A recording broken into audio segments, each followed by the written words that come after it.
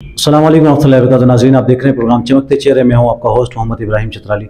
नाज़रीन, आज हम खुसूसी प्रोग्राम आपके लिए लेके आए हैं लैलतुल क़द्र के हवाले से कि लैलतुल क़द्र क्या चीज़ है, कैसी रात है, इस रात में कौन कौन सी इबादत करनी चाहिए और कौन कौन से ऐसे काम है कि जिनकी करने से हमें ये इस रात की जो है फजीलत और अहमियत हासिल हो जाएगी। हमारे साथ आज के प्रोग्राम में गुफ्तगू करने के लिए तशरीफ़ फरमा है मारूफ़ आलिम दीन उस्ताद उल-उलमा हज़रत मौलाना इम्तियाज़ साहब। आप उस्ताद हैं जामिया उमर के और इमाम ख़तीब जामिया मस्जिद मक्की। हज़रत मौलाना साहब, बहुत बहुत शुक्रिया, आप तशरीफ़ लाए एक बार फिर। जज़ाकुमुल्लाह बारकल्लाहु फ़ीकुम। बहुत बड़ी मेहरबानी, आपने हमें बुलाया, ये हमारे लिए बायस शरफ़ है। हज़रत मौलाना साहब, ये लैलतुल क़द्र की रात जो है वो इसकी फ़जीलत और अहमियत के बारे में हमारे नाज़रीन को इस हवाले से थोड़ा सा बयान फरमा दें कि इस रात की क्या अहमियत और क्या फ़जीलत है। देखें, इसको तो अल्लाह ताला ने बयान फरमाया, मैं क्या बयान फरमा सकता हूँ। अल्लाह तबारक व तआला ने कुरान पाक में लैलतुल क़द्र के बारे में फरमाया, इन्ना अंज़लनाहु फ़ी लैलतिल क़द्र वमा अदराका मा लैलतुल क़द्र लैलतुल क़द्रि खैरुम मिन अल्फ़ि शहर। 1000 महीनों से ज़्यादा बेहतर है एक रात की इबादत। अगर किसी को एक रात मिल जाती है तो 1000 महीनों से ज़्यादा बेहतर है ये इबादत। और 1000 महीने जो है ना, ये तकरीबन 83 साल से ज़्यादा बनते हैं। अल्लाह ताला ने यूँ नहीं फरमाया कि 1000 महीनों के बक़दर है, नहीं, 1000 महीनों से ज़्यादा बेहतर। कितने ज़्यादा बेहतर है वो अल्लाह ही जानता है। और ये बहुत बड़ी बरकत रात है। इसमें रात में नुज़ूल कुरान भी है और वही की इब्तिदा भी है। और फिर ये है कि इसमें अल्लाह तबारक व तआला फ़रिश्तों की खुसूसी जमात को भेजते हैं इस रात के अंदर। अल्लाह की रहमतों का नुज़ूल होता है। जिब्रील अलैहिस्सलातु वस्सलाम फ़रिश्तों के झुरमट में आते हैं और आकर के हर उस आदमी के साथ मुसाफ़ा करते हैं फ़रिश्ते जो किसी भी इबादत में मशगूल हैं, चाहे ज़िक्र में, नमाज में, तिलावत में, किसी और इबादत में मशगूल है तो उसके साथ आकर के मुसाफ़ा करते हैं। और उनके मुसाफ़े का फिर असर ये होता है कि आदमी के दिल के अंदर नरमी पैदा, रिक़्क़त पैदा हो जाती है। तो ये बहुत बड़ी बाबरकत रात है जिसके फ़ज़ाइल कुरान पाक से बहुत अहादीस से साबित हैं। और इत्काफ़ जो इस अशरे में होता है, ये दर हकीकत इस रात को ढूंढने के लिए आप इस रात की फजीलत का अंदाज़ा यहाँ से लगा सकते हैं कि रसूलुल्लाह सल्लल्लाहु अलैहि वसल्लम ने पहले अशरे में इत्काफ़ किया और फिर दूसरे अशरे में किया एक साल में, फिर जो है आखिरी अशरे में किया। ये सारा क्यों था? ये इस रात को ढूंढने की जुस्तजू थी।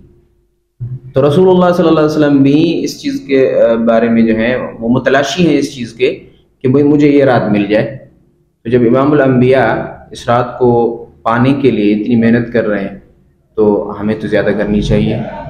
तो ये बात है कि इसके जो फ़ज़ाइल हैं बहुत बहुत अहादीस से भी साबित हैं, कुरान पाक से भी साबित है। अच्छा मौलाना साहब, आपने इस रात को पाने के लिए हमें एक रास्ता बता दिया, एतिकाफ़ का रास्ता। क्या एतिकाफ़ में बैठे बगैर भी इस रात को हासिल कर सकते हैं?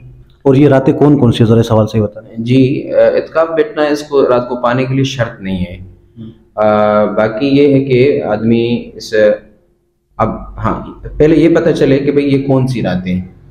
हदीस शरीफ में आता है, हज़रत आयशा रज़ियल्लाहु तआला अन्हा से रिवायत है कि रसूलुल्लाह सल्लल्लाहु अलैहि वसल्लम ने फरमाया कि तहर्रउ लैलतुल क़द्र फ़िल अश्रिल अख़ीर मिन रमज़ान। ये है कि आखिरी अशरे में।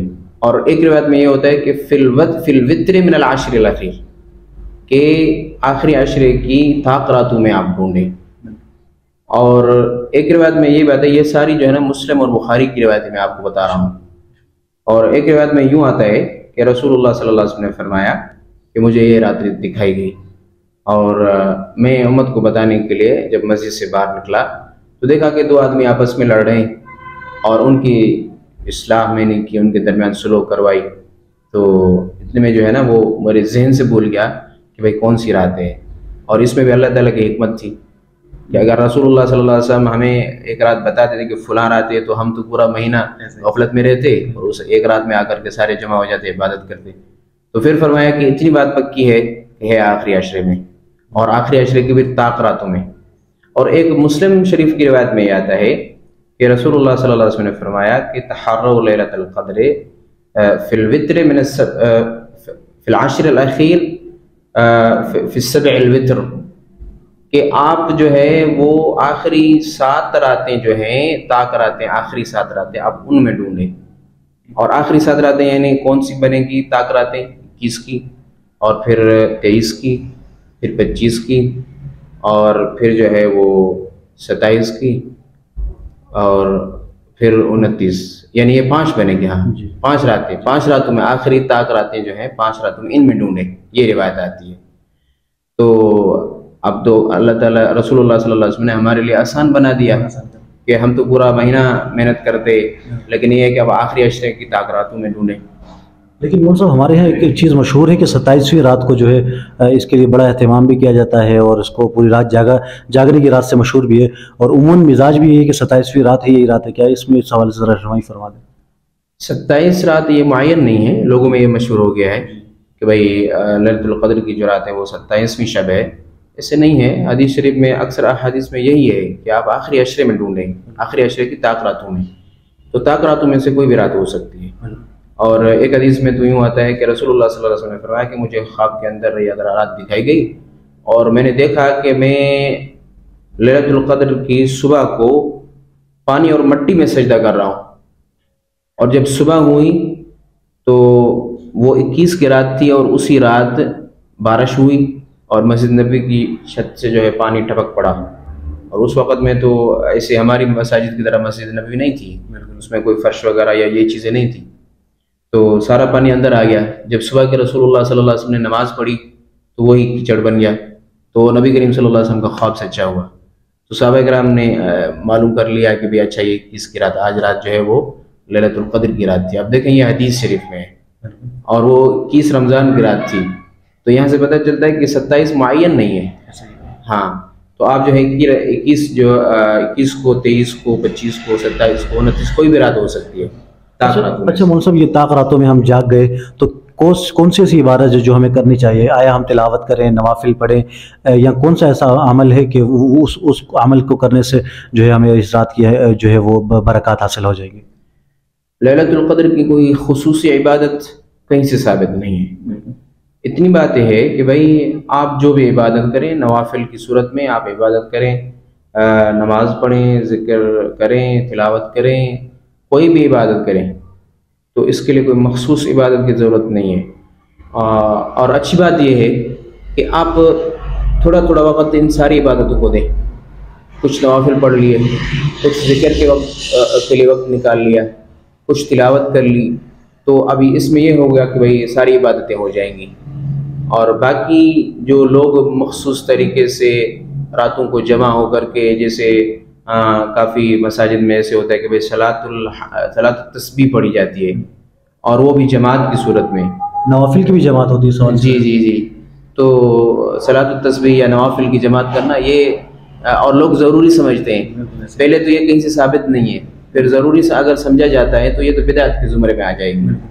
تو اس لیے لیلۃ القدر کی بہترین عبادت وہ انفرادی عبادت ہے، اور سب سے اچھی بات بھی ہے کہ آدمی اپنے گھر میں کرے. اچھا. ہاں اپنے گھر میں، کیونکہ نفلی عبادت گھر میں کرنا بہتر ہے، مسجد سے زیادہ گھر میں کیا کرے. اچھا مول صاحب، یہ طاق راتوں میں ہمارے مدارس مساجد میں پروگرام رکھے جاتے ہیں، پوری رات جو ہے وہ پروگرامات چلتے ہیں.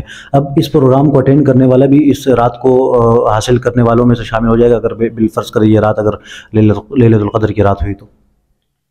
ہاں دینی پروگرامات کے حوالے سے یہ ہے کہ بھائی اگر طاق رات ہے، طاق راتوں میں سے اب اس میں اگر کوئی پروگرام رکھتا ہے اور اس نیت سے رکھتا ہے کہ ہو سکتا ہے یہ لیلۃ القدر کی رات ہو تو بیانات بھی چلیں گے، نعتیں بھی چلیں گی، اور یہ بھی ایک عبادت میں شمار ہوگا. تو دیکھیں ان پروگرام میں یہ بھی ہوتا ہے کہ آدمی کا توجہ ان چیزوں کی طرف نہیں ہوتا. جتنے بھی سامعین آتے ہیں وہ ادھر ادھر بھاگ دوڑ میں ہوتے ہیں، اور عبادت کے اندر تو یہ چیز ہے نا کہ بھئی آدمی متوجہ ہو کر کے کرے. اور پھر مسجد کے جو تقدیس ہے وہ بھی باقی نہیں رہتی. سارے بچے بھی جمع ہو جاتے ہیں، بڑے بھی جمع ہوتے ہیں، شور بھی ہوتا ہے، بیانات بھی ادھر سے چلتے رہتے ہیں. تو اچھی بات یہ ہے کہ بھائی اگر آپ لوگوں کو لیلۃ القدر کی فضیلت بتانا چاہتے ہیں تو ان طاق راتوں میں لوگوں کو بٹھا کر کے 10-15 منٹ لیلۃ القدر کی فضائل بیان کر کے آپ چلے جائیں، یا اگر مسجد میں عبادت کرتے ہیں تو اپنی عبادت میں مشغول ہو جائیں. بس لوگوں کو اتنا پتہ چلے کہ بھئی ہو سکتا ہے آج لیلۃ القدر کی رات اور اس رات کے اتنے بڑے فضائل ہیں، اور ان کو ترغیب دی جائے عبادت کی تاکہ وہ اپنی عبادت کریں. باقی خصوصی طور پر محافل قائم کرنا، جیسے کچھ مساجد میں ہوتا ہے، محفلیں رکھی جاتی ہیں، چراغاں کیا جاتا ہے، پھر ان چیزوں کو ضروری سمجھا جاتا ہے تو یہ بدعت کے زمرے میں آتا ہے۔ اچھا مطلب ایک سوال ہے کہ ایک شخص ہے وہ دن بھر اپنے رزق حلال کی تلاش میں ہے اور جو ہے وہ روزہ بھی رکھ رہا ہے، شام وہ 5 وقت نمازیں بھی پڑھ رہا ہے، اب عشاء کی تراویح بھی 20 رکعت پڑھ رہا ہے، اب تراویح پڑھنے کے بعد اتنی تھکاوٹ ہو جاتی ہے کہ وہ شخص پوری رات نہیں جاگ سکتا، صبح اس کو دوبارہ کام پہ بھی جانا ہے، تو آیا اس شخص کے لیے کیا حکم ہے؟ اس کے دل میں خواہش ہے، تڑپ ہے کہ میں یہ رات جاگوں، لیکن نہیں کر سکتا، مجبور ہے، دن بھر عبادات بھی کر رہا ہے، روزے بھی رکھ رہا ہے، تراویح بھی پڑھ رہا ہے، اپنے رزق حلال بھی کما رہا ہے اور صبح دوبارہ اس نے کام پہ بھی جانا ہے، اب ایسا بندہ کیا کر سکتے؟ ایک تو یہ صورت ہے۔ دوسرا یہ ہے کہ بعض حضرات کی رات کی ڈیوٹی ہوتی ہے، دن کو فارغ ہوتے لیکن رات کی ڈیوٹی ہوتی ہے، جیسے ہمارے ڈاکٹر حضرات ہیں وہ نہیں کر سکتے، چھٹی ہاسپٹل میں ہوتے ہیں، یا ہمارے جو ہے وہ فورسز کے جو جوان ہیں، وہ چاہے پولیس، رینجر یا آرمی کوئی بھی فورسز ہوتی ہے، تو یہ جوان بھی جو ہے وہ چونکہ حفاظت کے مامور ہوتے ہیں، یہ بھی چھٹی نہیں کر سکتے۔ اب یہ دو حضرات کس طرح اس رات کی فضیلت کو حاصل کر سکتے ہیں؟ جی، پہلا شخص جس کے بارے میں آپ نے پوچھا ہے کہ بھئی وہ دن بھر کام کرتا ہے اور تھکاوٹ کی وجہ سے رات کو وہ قیام نہیں کر سکتا یا کوئی عبادت نہیں کر سکتا، نیند کا غلبہ ہوتا ہے، تو دیکھیں لیلۃ القدر حاصل کرنے کا آسان طریقہ میں آپ کو بتاتا ہوں۔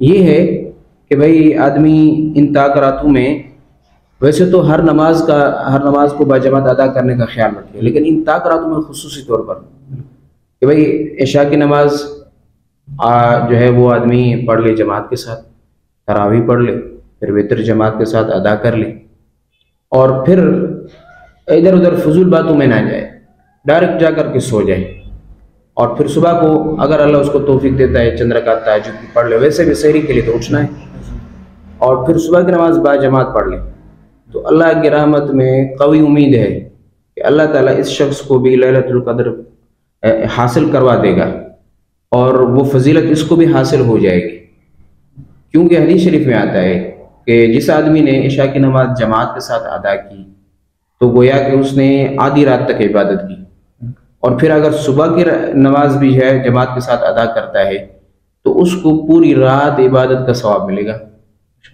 اب اگر ان طاق راتوں میں ایک آدمی ہے اپنا حلال بھی کماتا ہے، عبادت اس سے نہیں ہو سکتی تھکاوٹ کی وجہ سے، تو یہ ہے کہ بھئی باجماعت نماز پڑھ لی، تراویح پڑھ لی، وتر پڑھ لیے، سو گیا، ادھر ادھر فضول باتوں میں اپنا وقت ضائع نہیں کیا، پھر صبح کی نماز پھر آ کر کے جماعت کے ساتھ پڑھ لی تو پوری رات عبادت کا ثواب ملے گا۔ اب جب یہ پوری رات عبادت میں اس کا شمار ہوگا تو انشاءاللہ اس کو لیلۃ القدر بھی حاصل ہو جائے گی۔ ہمارے دوسرا شخص جس کے بارے میں آپ نے پوچھا کہ اس کی ڈیوٹی ہی رات کو ہے، جیسے ڈاکٹر حضرات ہیں یا فوجی جوان ہیں، تو دیکھیں حلال کمانا یہ بھی عبادت ہے۔ اگر کوئی اپنی جاب میں جاتا ہے اور حلال کماتا ہے اپنے بچوں کے لیے تو گویا کہ وہ عبادت میں ہے، وہ پہلے ہی عبادت میں ہے، اور اس کے ساتھ اتنا کر لے کہ اگر کوئی گارڈ ہے، کوئی فوجی جوان ہے، اس کی ڈیوٹی لگی ہوئی ہے تو اپنی ڈیوٹی کے ساتھ ساتھ زبان پہ ذکر تو جاری رکھ سکتا ہے، اور اسی طریقے سے کوئی ڈاکٹر ہے، کوئی مزدور ہے یا دوسرے جس کا جو بھی کام ہے تو کم از کم اپنی زبان میں ذکر جاری رکھ سکتا ہے، صلاۃ شریف پڑھ لے اور تسبیح پڑھ لے، لا الہ الا اللہ پڑھ لے، کوئی بھی ذکر ہے پڑھ لے، تو سحری تک اور صبح تک جو ہے وہ یہ پڑھتا رہے، انشاءاللہ اللہ تعالیٰ اس کی پوری رات عبادت میں شمار کریں گے اور اس کو بھی لیلۃ القدر حاصل ہو جائے گی۔ تو اللہ کی رحمت جو ہے نا بہت ہمارے تصور سے زیادہ کشادہ ہے، اللہ بہت کریم ہے، بس ہم تھوڑا نمونہ کریں گے، اللہ تعالیٰ ہمیں عطا کر دیں گے۔ مطلب آخری سوال ہے میرا کہ ہمارے یہاں ایک یہ تاثر بھی قائم ہے کہ جو شخص اعتکاف میں بیٹھ گیا تو اس نے جو ہے یہ رات حاصل کر لی، اب ایک شخص اعتکاف میں بیٹھ گیا لیکن پوری جتنے بھی طاقت ہیں اس نے سو کر گزاری، کوئی عبادت نہیں کی، تو صرف مسجد کے اندر سونے کی وجہ سے یا اعتکاف کی حالت کی وجہ سے اس کو رات حاصل ہو جائے گی یا اس کو بھی عبادت کی ضرورت ہے؟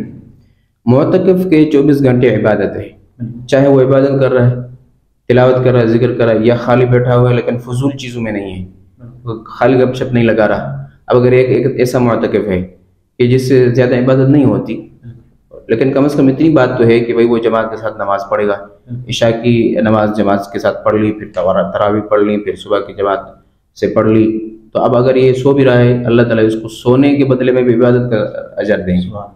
اور معتکف کے لیے تو اللہ کی رحمت میں قوی امید ہوتی ہے کہ اس کو ضرور یہ رات ملے گی، کیونکہ علماء معتکف کا یہ مثال دیتے ہیں کہ معتکف کی مثال ایسے ہے جیسے ایک سوالی ہو اور کسی ایسے رحم دل اور سخی بادشاہ کے در پر بیٹھ جائے کہ جب تک عطا نہیں کریں گے میں آپ کے در سے نہیں جاؤں گا. یہ تو خالی سے پہلے ہی آگے بیٹھا ہوا ہے. ہاں بالکل. تو یہ معتکف تو جو ہے تو وہ تو ملک الملوک بادشاہوں کے بادشاہ کے آ کر کے دروازے پہ آ گئے. تو انشاءاللہ اس کے لیے تو پکی بات ہے. بس یہ ہے کہ اعتکاف کے آداب اور مسجد کے آداب کا خیال رکھیں, ورنہ اگر وہ خیال نہیں رکھتا تو الٹا یہ ہے کہ عبادت کی جگہ اس کو پھر گناہ ہو. جی بہت شکریہ حضرت. ناظرین, یہ لیلۃ القدر کے حوالے سے خصوصی گفتگو چل رہی تھی. امید ہے کہ آپ جو ہے اس سے مستفید ہوں گے. آئیں اس رمضان کے اس ان طاق راتوں میں جو ہے اللہ تبارک و تعالیٰ کے سے اپنے گناہوں پر توبہ کریں اور ان رات کو حاصل کرنے کی کوشش کریں. اللہ تعالیٰ مجھے اور آپ کو اپنے حفظ و امان میں رکھیں. اپنے میزبان محمد ابراہیم چترالی کو اجازت دیں. والسلام علیکم و رحمۃ اللہ وبرکاتہ.